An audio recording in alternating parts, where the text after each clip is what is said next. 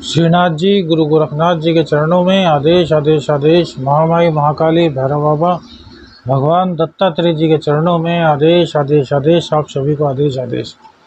बात करते हैं बृहस्पति के राशि परिवर्तन की। गोचर में बृहस्पति देव 13 महीने के लिए अपनी राशि को छोड़कर, अपनी स्वराशि को छोड़कर मंगल देव की मेष राशि में प्रवेश कर रहे हैं, जहाँ पर कि पहले से ही राहु देवता विराजमान हैं। तो बृहस्पति देव और राहु देव का मिलन मंगल की राशि में होने वाला है। मंगल देव अपनी उग्रता के लिए, अपने साहस के लिए, पराक्रम के लिए, जल्दबाजी के लिए जाने जाते हैं। इनकी राशि में गुरुदेव का सामना राहु देव से होगा। गुरु चंडाल दोष का निर्माण होगा। 2024 में मई तक गुरुदेव यहीं पर रहने वाले हैं। क्या प्रभाव पड़ेगा प्रत्येक राशि पर गुरुदेव का, इसके बारे में चर्चा करते हैं। गुरुदेव सौम्य ग्रह हैं। गुरुदेव संतान के कारक हैं, दाम्पत्य के कारक हैं और साथ ही साथ भाग्य के भी कारक बताए गए हैं। यदि काल पुरुष की कुंडली की बात करें तो भाग्य स्थान और व्यय भाव के स्वामी भी बृहस्पति देव को ही बताया गया है। चलिए बात करते हैं किस प्रकार से बृहस्पति का यह गोचर आपके लिए शुभता लेकर आएगा। क्या क्या सौगात देंगे आपको बृहस्पति देव। आदेश आदेश आदेश आदेश आदेश। बृहस्पति राशि परिवर्तन, कुंभ लगन, कुंभ राशि। देखिए, कुंभ लगन में जो बृहस्पति देव हैं वो सबसे ज्यादा कारक होते हैं। इनकम भाव के स्वामी और धन संचय भाव के स्वामी बृहस्पति देव होते हैं। और इनकम के और धन के स्वामी का तृतीय भाव में जाना भी हमारी नज़र में बहुत अच्छा होता है, क्योंकि ऐसे में व्यक्ति अपने पराक्रम के बल पर धन कमाता ही नहीं, उसको संचित भी करता है। इस लिहाज से यदि यह गोचर देखा जाए तो परम कल्याणकारी है। द्वितीय चरण भी चल रहा है शनिदेव का, 7.5 का। तो काफी दिक्कतें तो आप लोगों ने झेल ली हैं। अब कहीं ना कहीं बृहस्पति देव आपको सपोर्ट कर सकते हैं यदि आप धर्म के कार्यों में प्रवृत्त हैं तो, क्योंकि शनिदेव की दृष्टि भी वहीं पर है। तृतीय में, छठे में, 8वें में, 12वें में शनिदेव भी कारक माने गए हैं।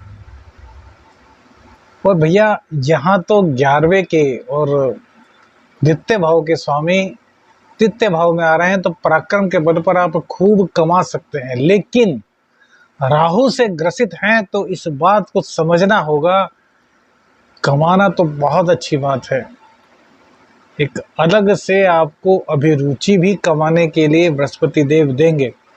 कि भैया किसी भी गलत आदमी की बातों में मत फंस जाइएगा। कहीं ना कहीं वाणी भी आपकी थोड़ी खराब हो जाएगी, जबकि आप विद्वान व्यक्ति हैं, लेकिन कहीं ना कहीं वाणी दोष आपके अंदर आ जाएगा जो कि आपको नुकसान दे सकता है। इसके अलावा किसी गलत आदमी के चक्कर में मत फंस जाइएगा।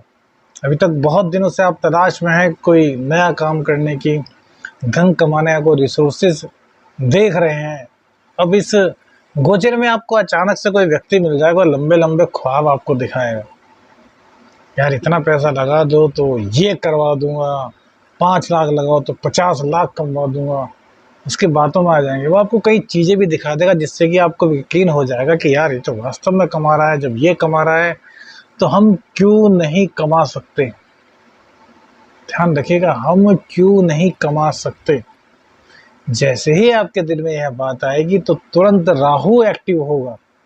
बृहस्पति का असर तो कम है ही, क्योंकि राहु के साथ ग्रसित है।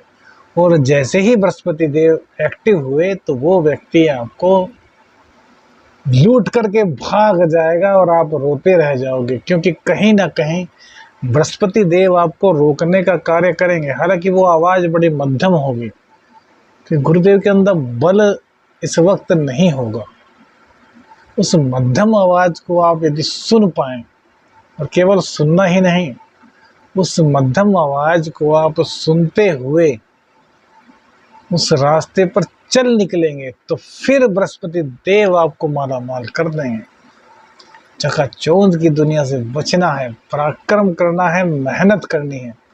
राहु देवता यहाँ बहुत ज़्यादा कारक होते हैं तृतीय भाव में। हमने इतने कारक देखे हैं राहु देव की पूरी कुंडली में, इससे ज़्यादा कारकत्व तो राहु देवता को प्राप्त नहीं होता। क्योंकि 7.5 है, तो कहीं ना कहीं तो दिक्कत होगी ही। बृहस्पति देव भी राहु से ग्रसित हो गए, इसलिए अपनी बुद्धि को मलिन मत होने दीजिएगा। शुभ चिंतक आपके कौन कौन है, यह आपको अब 2.5 सालों में शनिदेव ने बता दिया होगा, लेकिन अब उन शुभ चिंतकों पर भी आपके मन में कहीं ना कहीं राहु देवता की वजह से संदेह उत्पन्न हो जाएगा। इसलिए आप उन लोगों से कटेंगे या उन लोगों से दूरी बना लेंगे या फिर मतभेद कर बैठेंगे। उससे पहले तो आपके लोग आपसे हट ही गए, जो लोग आपको केवल यूज करते थे। अब वो लोग भी आपसे टूट जाएंगे यदि आपने गलती की, जो वास्तव में आपके शुभ चिंतक हैं, जो आपका भला चाहते हैं, जो वास्तव में आपके लिए कार्य करने के लिए अग्रसर हैं। तो ऐसी गलती भैया मत कीजिएगा। शनिदेव ने आपको पहचान दिला दी है कौन कौन आपका अपना है। पराये दूर हो रहे हैं, कोई दिक्कत नहीं, अपने दूर ना हो, शुभ चिंतक दूर ना हो, इस बात का आपको बहुत ज़्यादा ख्याल रखना है। अब इनकी दृष्टि पड़ेगी भैया सप्तम भाव पर, जहाँ पर कि सूर्यदेव की राशि है। तो भैया 1 महीना जो ग्रहण का पड़ेगा उसमें तो काफ़ी बचना होगा। लाइफ पार्टनर को दिक्कत हो सकती है, हेल्थ खराब हो सकती है लाइफ पार्टनर की, हार्ट की दिक्कत भी हो सकती है। तो लाइफ पार्टनर का पूरा ख्याल रखिएगा। कोई भी ऐसी बात मत कहिएगा जो उसके दिल को लगे और वो बीमार हो जाए। किसी भी तरह के मतभेद में मत पड़िए। छोटी सी कोई बात हुई है तो उसको आपस में बैठ करके सुलझा लीजिए, क्योंकि वही बातें बहुत बड़ी बड़ी बनेंगी जो होंगी ही नहीं। राहु है ना, बृहस्पति को ग्रस लिया तो विद्वता कहाँ से लाएंगे। विद्वता के अभाव में छोटी छोटी बातें जो शायद हुई भी ना हो बहुत बड़ी बन जाएंगी, और फिर बुखराव का एक सिलसिला शुरू हो जाएगा जो कि थमने का नाम नहीं लेगा। तो इसलिए भैया दाम्पत्य में मधुरता बनाए रखें, एक दूसरे को टाइम दे, एक दूसरे को प्यार करें। कुछ मतभेद है तो उसको तुरंत क्लियर कर ले, मन में ना रखें। मन में रखेंगे तो एक विस्फोट होगा, और विस्फोट ना जाने क्या क्या उड़ा देगा। अब इनकी दृष्टि पड़ेगी 9वें भाव पर। राहु देवता की यहाँ दृष्टि 9वें भाव पर पड़ने से कहीं ना कहीं भाग्य का सपोर्ट तो मिलेगा, और राहु देवता ने बृहस्पति को ग्रसित भी किया हुआ है, इसलिए भाग्य का साथ मिलेगा। लेकिन वह भाग्य का साथ इस तरीके से मिलेगा कि आपको जो सद्मार्ग पर चलना है उसमें आपको ज़्यादा फायदा नहीं होगा। उसी वक्त आपको एक दूसरा रास्ता भी दिखाई देगा कि जो चकाचौंध से भरा होगा। राहु देवता उस ओर प्रवृत्त करेंगे आपको चलने के लिए। उस ओर प्रवृत्त नहीं होना, उस ओर प्रवृत्त नहीं हुए, धर्म से जुड़े रहे, धार्मिक कार्यों से जुड़े रहे, तो बृहस्पति देव धीरे धीरे धीरे धीरे आपको देते रहेंगे। 7.5 भी है, तो भूल कर भी भैया कोई ऐसा कार्य मत कीजिएगा जिससे कि जीवन बर्बादी के कगार पर पहुंच जाए। इनकी जो तीसरी दृष्टि है वह भी आपके 11वें भाव पर पड़ रही है, जो आपकी इनकम का स्रोत है।